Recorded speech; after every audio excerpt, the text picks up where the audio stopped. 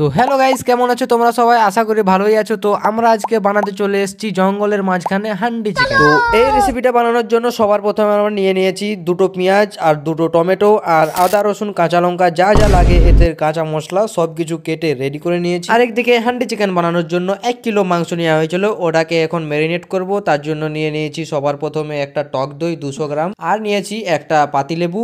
সবকিছু মিক্স করে এবার এটাকে ম্যারিনেট করে আধা ঘন্টার জন্য ঢাকা রেখে দেবো। তারপর চলে আসি নেক্সট পার্টে। হাঁড়িটা একটু উনুনের মধ্যে গরম করে নেবে। তারপরে আমরা এখানে ঢেলে দিচ্ছি সরষের তেল 200 গ্রাম। তেলটা ভালো করে চারিদিকে মাখানো হয়ে গেলে এর মধ্যে দিয়ে দেবো পেঁয়াজ, কাঁচা লঙ্কা, টমেটো আর আদা রসুন দিয়ে লাস্টে একটা গোটা রসুন দিয়ে এর মধ্যে ঢেলে দেবো সব মশলা। গুঁড়ো মশলা আমরা যে যে ইউজ করেছি সবার প্রথমে হলুদ, লঙ্কার গুঁড়ো, চিকেন মশলা, মিট মশলা আর গরম মশলা দিয়ে ম্যারিনেট করে রাখা মাংসটা এবার ঢাকাটা খুলে এর মধ্যে ঢেলে দেবো। তারপরে ভালো করে হাত দিয়ে মাখিয়ে ঢাকা চাপিয়ে 1 ঘন্টা মতন উনুনের উপরে দম দেবো। 40 মিনিট হয়ে গেলে এবার একটু ঢাকাটা খুলে নেবো। তারপর দিয়ে দেবো ধনেপাতা আর মাত্র 20 মিনিট ওয়েট করার পরে আমাদের রেডি হয়ে যাবে হান্ডি চিকেন। আমরা এটাকে রুটির সাথে সার্ভ করে খেয়েছি। তোমরাও বাড়িতে ট্রাই করে খাবে, কেমন লাগলো কমেন্টে একবার জানাবে। আর ভিডিওটা যদি ভালো লাগে থাকে তো লাইক, কমেন্ট, শেয়ার, সাবস্ক্রাইব করে এই ছোট্ট ভাইটাকে একটু উপরে তোলার চেষ্টা করবে। বাই।